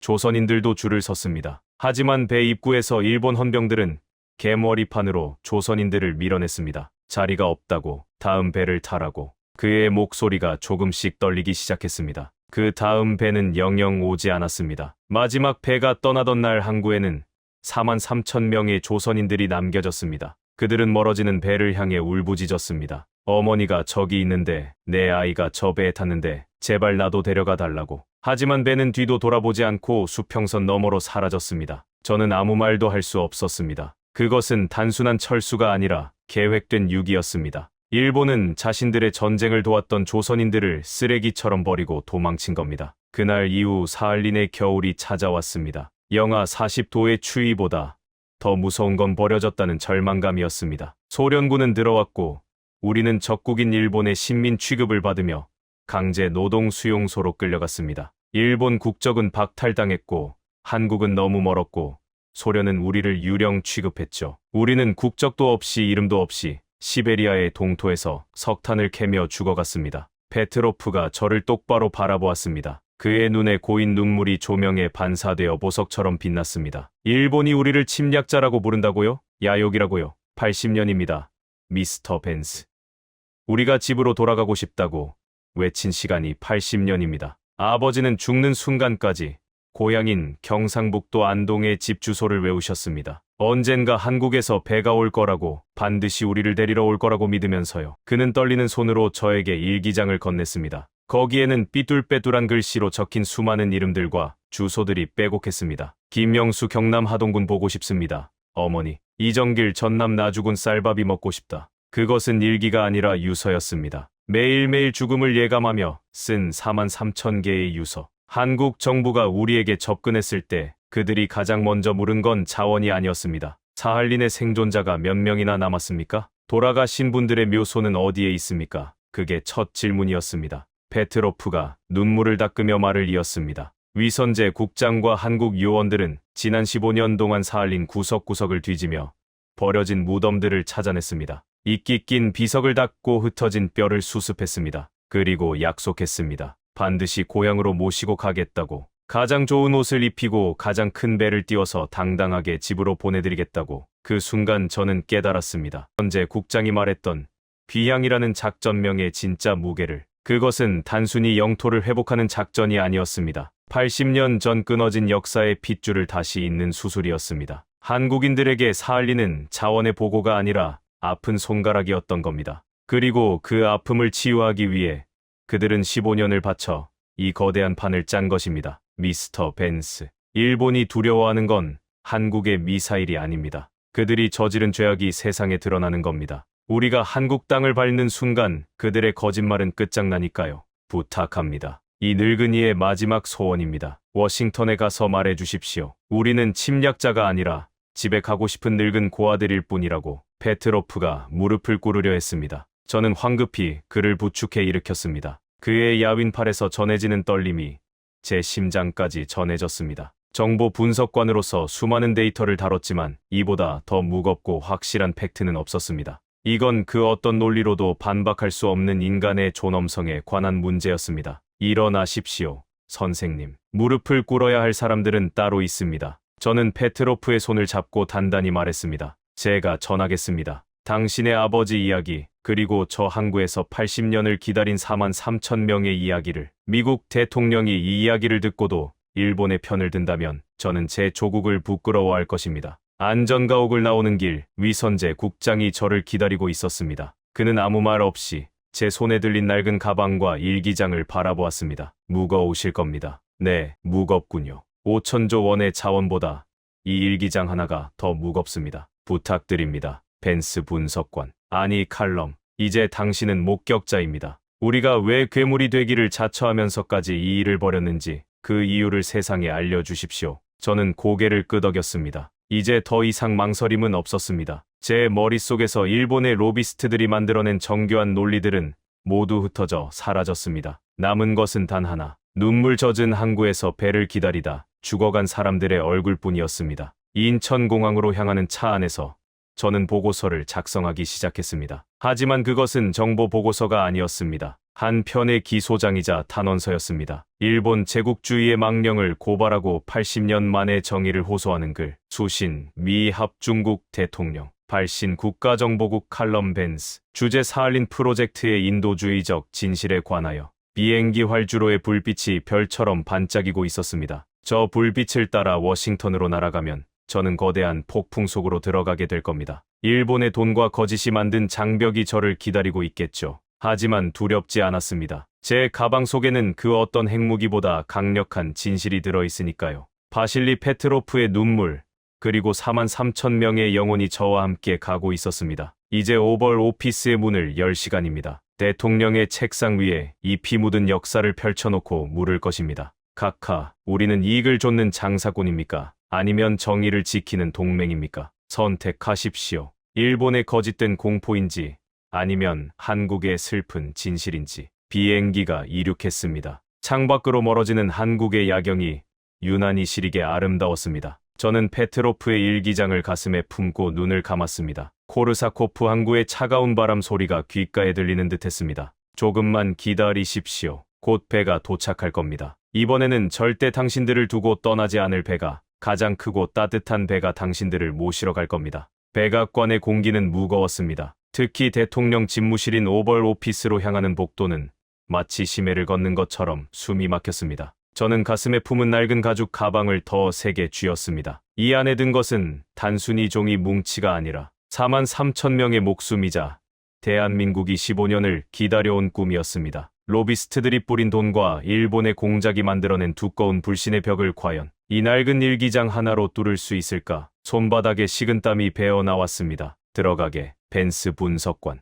대통령께서 기다리시네. 비서실장의 안내를 받아 들어선 오벌 오피스에는 팽팽한 긴장감이 감돌고 있었습니다. 대통령은 창가에 서서 등을 돌리고 있었고 국무장관과 국방장관 그리고 국가안보보좌관이 심각한 표정으로 소파에 앉아 있었습니다. 테이블 위에는 일본 내각정보조 사실이 보낸 보고서가 수북이 쌓여 있었죠. 한국의 팽창주의, 동북아 안보 위협 같은 자극적인 제목들이 눈에 들어왔습니다. 자네가 그 칼럼 벤스인가? 대통령이 천천히 몸을 돌렸습니다. 피로가 역력한 얼굴이었지만 눈빛만은 날카로웠습니다. 보고서는 읽었네. 한국이 사할린의 자원을 노리고 러시아와 밀약을 맺었다고. 일본 총리가 30분 전에도 전화를 해서 난리를 치더군. 한국을 막지 않으면 제2의 태평양 전쟁이 일어날 거라고. 자네 생각은 어떤가? 우리가 한국을 멈춰 세워야 하나? 국무장관이 끼어들었습니다. 카카, 이건 명백합니다. 한국이 선을 넘었습니다. 러시아의 약점을 이용해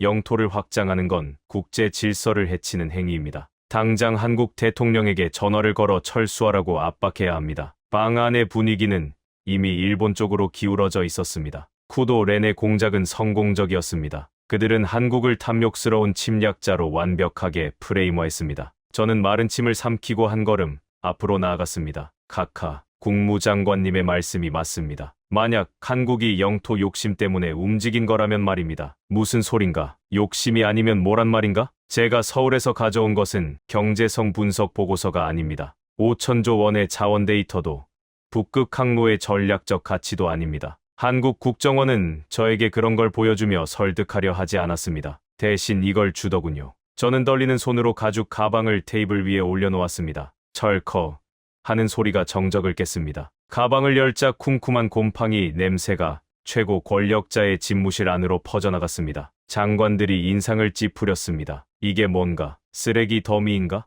네, 쓰레기 취급을 당했던 사람들의 기록입니다. 저는 바실리 페트로프의 아버지 일기장과 43,000명의 명부를 꺼내 펼쳤습니다. 누렇게 바랜 종이 위에 적힌 이름들이 대통령의 시선을 붙잡았습니다. 1945년 일본은 패망하면서 사할린에 있던 자국민들을 모두 탈출시켰습니다. 하지만 조선인들은 태우지 않았습니다. 자리가 없다는 이유로요. 그들은 항구에 버려졌습니다. 소련군이 들어오고 국적을 잃은 그들은 영하 40도의 탄광에서 노예처럼 일하다 죽어갔습니다. 일본은 그들을 버렸고 세상은 그들을 잊었습니다. 저는 대통령의 눈을 똑바로 바라보며 말했습니다. 이 명부의 마지막 페이지를 보십시오. 이건 땅 문서가 아닙니다. 80년 동안 고향을 그리워하다 죽어간 인질들의 명단입니다. 한국이 원하는 건 영토 확장이 아닙니다. 인질 구출 작전입니다. 그들은 15년 동안 이 사람들의 뼈를 찾고 무덤을 닦으며 준비했습니다. 가장 큰 배를 보내 부모님을 모셔오겠다고요. 대통령이 안경을 고쳐 쓰고 명부를 들여다보았습니다. 어머니 보고 싶습니다. 배가 고프다. 서투른 영어 번역본 옆에 적힌 처절한 유언들을 읽어내려가는 대통령의 표정이 점차 굳어졌습니다. 일본은 지금 두려운 겁니다. 각하. 한국이 사할린에 들어가는 순간 자신들이 저지른 이 끔찍한 유기 범죄가 전 세계에 드러날 테니까요. 그래서 한국을 침략자로 매도하며 자신들의 죄를 덮으려 하는 겁니다. 미국은 선택해야 합니다. 전범국의 비겁한 거짓말 편에 설 것인지, 아니면 80년 만에 부모를 찾으러 가는 동맹국의 눈물을 닦아줄 것인지. 집무실 안에 침묵이 흘렀습니다. 국무장관도 국방장관도 더 이상 한국을 비난하지 못했습니다. 명분 싸움에서 일본은 이미 졌습니다. 인권과 정의라는 가치 앞에서 제국주의라는 프레임은 힘을 잃었으니까요. 하지만 대통령은 정치인입니다. 감독만으로 국가의 정책을 결정할 수는 없죠. 저는 마지막 승부수를 던졌습니다. 위선재 국장이 가르쳐준 지정학적 카드를. 그리고 각하, 전략적으로도 한국을 지지하셔야 합니다. 이유가 뭔가? 러시아는 지금 벼랑 끝입니다. 만약 우리가 한국의 사할린 진출을 막는다면 푸틴에게 남은 선택지는 하나뿐입니다. 중국입니다. 러시아는 살기 위해 사할린의 자원과 북극 항로의 통제권을 중국에 넘길 겁니다. 그러면 중국은 북극해를 통해 대서양으로 바로 나올 수 있는 길을 얻게 됩니다. 미국의 안보에 치명적입니다. 대통령의 눈빛이 번쩍였습니다. 하지만 한국이 사할린을 관리하게 된다면 우리는 중국의 북상을 막는 가장 강력한 방파제를 얻게 됩니다. 한국은 미국의 동맹입니다. 그들이 사할린을 통제한다는 건 곧 미국의 영향력이 북극해까지 닿는다는 뜻입니다. 일본의 징징거림 때문에 중국에게 날개를 달아주시겠습니까? 아니면 한국과 함께 새로운 바닷길의 주인이 되시겠습니까? 완벽한 논리였습니다. 명분과 실리, 감동과 냉정한 계산이 맞아떨어지는 순간이었습니다. 대통령은 한참 동안 창밖을 바라보았습니다. 백악관 정원의 앙상한 겨울 나무들이 바람에 흔들리고 있었습니다. 이윽고 그가 천천히 몸을 돌렸습니다. 비서실장, 일본 총리 연결해. 대통령의 목소리는 단호했습니다. 그리고 대변인실에 전해 잠시 후 브리핑룸에서 중대 발표를 하겠다고. 미국은 대한민국의 인도주의적 사할린 규환 프로젝트를 전폭적으로 지지한다고 말이야. 안도의 한숨이 터져 나올 뻔했습니다. 하지만 저는 입술을 깨물며 참았습니다. 대통령이 제 어깨에 손을 올렸습니다. 자네가 가져온 그 낡은 가방이 5천조 원보다 더 값지군.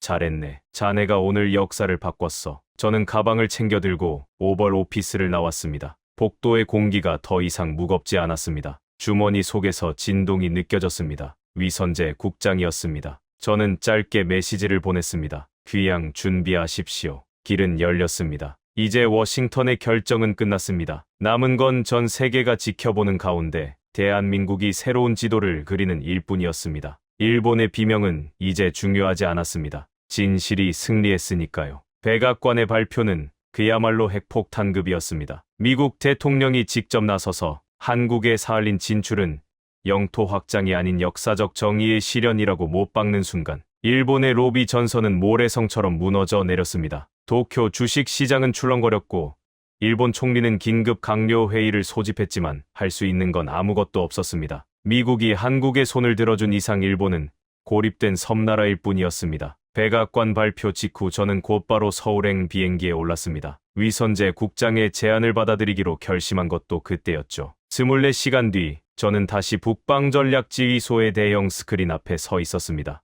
전 세계의 이목이 사할린의 코르사코프 항구로 집중되었습니다. 역사적인 사할린 공동관리 선포식이 열리는 날이었습니다. CNN, BBC, 알자지라 등 전 세계의 방송사들이 헬기를 띄우고 생중계를 준비했습니다. 항구에는 수십 척의 한국 쇄빙선과 화물선이 정박해 있었고 그 뒤로 미 해군 칠함대의 구축함 2척이 호위하듯 떠 있었습니다. 이것은 완벽한 군사적, 외교적 승리의 상징이었습니다. 단상에는 한국 대통령과 푸틴 대통령 대리인, 그리고 미국 국무장관이 나란히 섰습니다. 하지만 주인공은 그들이 아니었습니다. 단상 가장 앞줄, 휠체어에 앉아있는 백발의 노인들, 바실리 페트로프와 사할린의 생존에 있던 징용 1세대들이었습니다. 그들은 떨리는 손으로 태극기를 쥐고 있었습니다. 존경하는 국민 여러분, 그리고 사할린 동포 여러분, 한국 대통령의 연설이 시작되었습니다. 오늘 우리는 남의 땅을 뺏으러 온 것이 아닙니다. 80년 전 나라가 힘이 없어 지켜드리지 못했던 우리 부모님들을 모시러 왔습니다. 너무 늦어서 죄송합니다. 정말 죄송합니다. 대통령이 허리를 숙여 깊이 사죄하자 항구에 모인 수천 명의 동포들이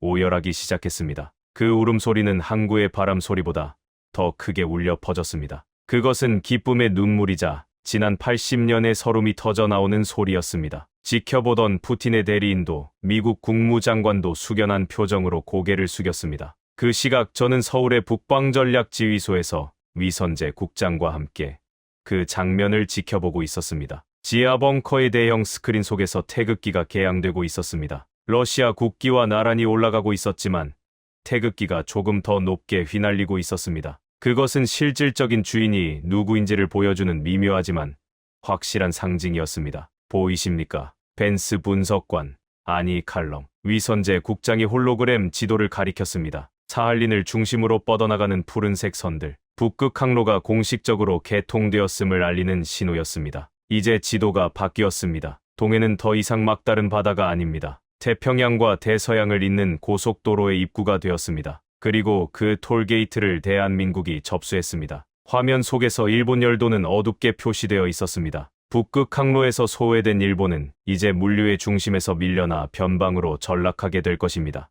쿠도 렌이 그토록 두려워했던 단검이 그들의 목을 겨눈 게 아니라 그들 스스로를 고립시키는 감옥의 창살이 된 셈이었습니다. 러시아 군부 쿠데타는 어떻게 됐습니까? 제가 물었습니다. 진압됐습니다. 아니, 스스로 해산했습니다. 사할린 양도 대금으로 들어간 한국의 자본이 러시아 경제에 숨통을 틔워줬으니까요. 밀렸던 군인들의 월급이 지급되고 연금이 나오기 시작하자 명분 없는 쿠데타는 힘을 잃었죠. 무엇보다 미국이 보증을 섰다는 사실이 컸습니다. 러시아 입장에서도 한국과 손잡는 게 미국과 척지지 않는 길이라는 걸 깨달은 거죠. 위선재의 전략은 완벽했습니다. 그는 한국, 미국, 러시아 세 나라의 이익을 절묘하게 엮어 누구도 깰 수 없는 삼각 동맹을 만들어냈습니다. 그리고 그 과정에서 가장 큰 이득을 본 건 바로 대한민국이었습니다. 자원, 물류, 명분, 그리고 민족의 자존심까지 모든 것을 챙긴 완벽한 승리였습니다. 이제 시작입니다.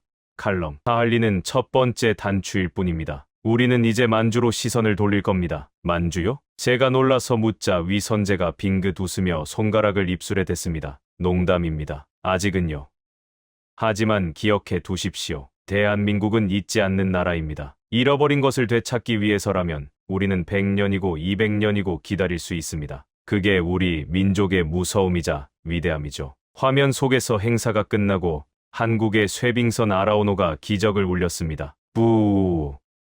그 웅장한 소리가 사할린의 얼음을 깨고 전 세계로 퍼져나갔습니다. 그 배에는 80년을 기다린 유골함과 생존자들이 타고 있었습니다. 드디어 집으로 가는 길. 그들이 지나가는 뱃길을 따라 바다가 갈라지고 새로운 시대가 열리고 있었습니다. 저는 그 모습을 보며 가슴이 벅차오르는 것을 느꼈습니다. 저는 미국인이었지만 오늘만큼은 저 배에 타고 있는 사람들과 같은 피가 흐르는 것 같았습니다. 진실의 편에 섰다는 자부심, 그리고 역사의 증인이 되었다는 영광이 저를 감싸고 있었습니다. 수고하셨습니다. 위 국장. 당신들의 승리입니다. 아니요, 우리의 승리입니다. 칼럼, 당신이 없었다면 불가능했습니다. 위선재가 처음으로 저에게 손을 내밀었습니다. 우리는 굳게 악수했습니다. 지하 벙커의 차가운 공기가 이제는 따뜻하게 느껴졌습니다. 지상에서는 새로운 태양이 떠오르고 있었습니다. 한반도와 사할린을 비추는 아주 크고 밝은 태양이었습니다. 부산항 제1부두. 이곳은 대한민국에서 가장 분주한 항구지만 오늘만큼은 모든 크레인이 멈춰섰습니다. 항구로 들어오는 진입로에는 수십만 명의 인파가 몰려들어 태극기를 흔들고 있었습니다. 하늘에는 공군 특수비행팀 블랙이글스가 오색 연막을 뿌리며 에어쇼를 펼치고 있었고,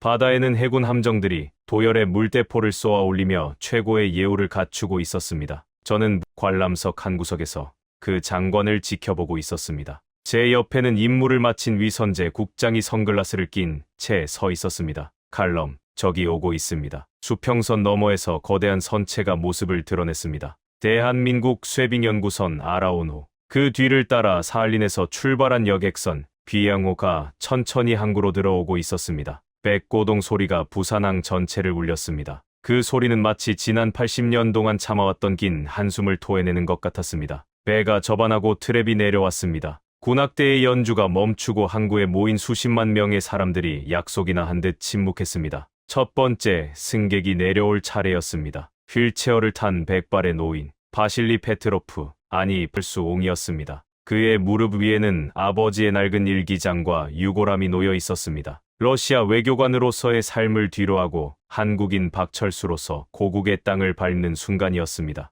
위선재 국장이 저에게 속삭였습니다. 저분이 사할린을 떠날 때가 5살이었습니다. 어머니의 손을 놓치고 인파에 휩쓸려 배를 타지 못했죠. 그때 마지막으로 본 항구의 모습은 아비규환의 지옥이었습니다. 하지만 오늘 그가 보는 항구는 천국일 겁니다. 박철수 옹이의 휠체어가 트랩을 내려와 부산의 땅에 닿았습니다. 그는 떨리는 손으로 바퀴를 밀어 흙바닥으로 나아갔습니다. 그리고 힘겹게 휠체어에서 몸을 일으켰습니다. 부축하려는 경호원들을 손으로 제지하고 그는 비틀거리며 땅에 무릎을 꿇었습니다. 그리고 엎드려 땅에 입을 맞추었습니다. 오열이 터져 나왔습니다. 왔습니다. 아버지, 집에 왔습니다. 그 한마디가 마이크를 타고 전 세계에 생중계되었습니다. 그 순간 항구에 있던 모든 사람들이 함께 울었습니다. 저 역시 흐르는 눈물을 닦을 생각조차 하지 못했습니다. 뒤여배에서 내린 1세대 생존자들과 후손들이 차례로 땅을 밟았습니다. 그들의 품에는 하얀 국화꽃과 태극기로 감싼 유골함들이 들려 있었습니다. 43,000명의 영혼이 드디어 차가운 동토를 떠나 따뜻한 고향의 품에 안긴 것입니다. 이것은 그 어떤 자원 개발이나 영토 확장보다 위대한 승리였습니다. 5천조 원의 가치요. 아니요. 지금 저기서 서로를 끌어안고 우는 사람들의 눈물값은 돈으로 환산할 수 없습니다. 한국은 사할린을 통해 경제적 부를 얻겠지만 그보다 더 소중한 것을 얻었습니다. 바로 국민을 끝까지 포기하지 않는다는 국가의 품격입니다. 행사가 끝나갈 무렵 위선재 국장이 저에게 봉투 하나를 건넸습니다. 이게 뭡니까, 국장님? 당신에게 주는 선물입니다. 아니, 초대장이라고 해야겠군요. 봉투를 열어보니 새로운 명함이 들어 있었습니다. 할러 북극항로 공동개발위원회 수석 자문위원 칼럼 벤스. 미 정보국을 떠나 우리와 함께 일해볼 생각 없습니까? 당신은 사할린의 가치를 누구보다 잘 아는 사람이니까요. 이제 분석하고 감시하는 일은 그만두고 함께 만드는 일을 하시죠. 새로운 역사를요. 저는 명함을 바라보며 미소 지었습니다. 차가운 워싱턴의 상황실보다 뜨거운 부산의 항구가 저에게 더 어울린다는 생각이 들었습니다. 생각해 보겠습니다. 하지만 조건이 있습니다. 말씀하시죠. 연봉입니까? 아니요. 저 배에 탔던 분들이 편안하게 여생을 보낼 수 있도록 사할린에 기념관을 짓는 프로젝트. 저도 참여하게 해 주십시오. 그게 제가 이 일을 하는 이유니까요. 위선재 국장이 환하게 웃으며 제 손을 잡았습니다. 환영합니다, 동지. 우리는 부산항의 노을을 바라보았습니다. 붉게 물든 바다 위로 북극항로를 향해 떠나는 거대한 컨테이너선들이 보였습니다. 저 배들은 이제 사할린을 거쳐 유럽으로 갈 것입니다. 그 길은 단순한 무역로가 아닙니다. 80년의 한이 서린 길이자 이제는 희망으로 포장된 평화의 길입니다. 대한민국은 증명했습니다. 강대국들 사이에서 눈치만 보는 나라가 아니라 스스로 운명을 개척하고 잃어버린 것을 되찾을 줄 아는 강한 나라라는 것을, 그리고 무엇보다 잊혀진 사람들을 끝까지 기억하는 따뜻한 나라라는 것을 저는 이제야 알 것 같습니다. 아버지가 왜 한국전 참전 용사라는 것을 그토록 자랑스러워하셨는지, 쓰러져도 다시 일어나는 사람들, 기억하고 되찾는 사람들, 그 위대한 여정에 저 칼럼 벤스도 함께 할 수 있어 영광이었습니다. 사할린의 바람은 이제 더 이상 차갑지 않을 것입니다. 그곳에는 영원히 지지 않는 태극기가 펄럭이고 있을 테니까요. 지금까지 러시아에 사할린 양도와 그 뒤에 숨겨진 대한민국 15년의 비밀 프로젝트 작전명 귀향의 이야기 어떠셨나요? 차가운 국제 정치의 계산기 뒤에는 이토록 뜨거운 눈물과 역사가 숨어 있었습니다. 일본의 방해와 열강들의 견제 속에서도 끝내 포기하지 않고 잃어버린 땅과 사람을 되찾아온 우리의 이야기. 가슴 한구석이 묵직해지지 않으셨나요? 우리는 기억해야 합니다. 역사는 기억하는 자의 것이며 잊지 않는 한 패배한 것이 아니라는 사실을요. 사할린의 43,000명 동포들이 80년 만에 집으로 돌아올 수 있었던 건 누군가가 그들을 끊임없이 기억하고 준비했기 때문입니다. 오늘 이 영상이 여러분에게 단순한 즐거움을 넘어 우리 역사에 대한 자부심과 울림이 되었기를 바랍니다. 아직도 세계 곳곳에는 우리가 기억하고 되찾아야 할 역사의 조각들이 남아 있습니다. 잊혀진 썰들의 이름을 널리 알리기 위해, 그리고 잃어버린 우리 땅과 역사를 되찾기 위해 이 영상을 주변에 공유해주세요. 여러분의 공유 한 번이 잠들어 있는 역사를 깨우는 큰 힘이 됩니다. 댓글로 사할린 동포들을 기억합니다 라는 따뜻한 메시지를 남겨주시는 것도 잊지 마시고요. 구독과 좋아요는 더 깊고 뜨거운 대한민국의 이야기를 만드는 원동력이 됩니다. 저는 다음 시간에도 전 세계를 놀라게 할 가슴 벅찬 이야기로 다시 찾아오겠습니다. 지금까지 시청해주셔서 감사합니다.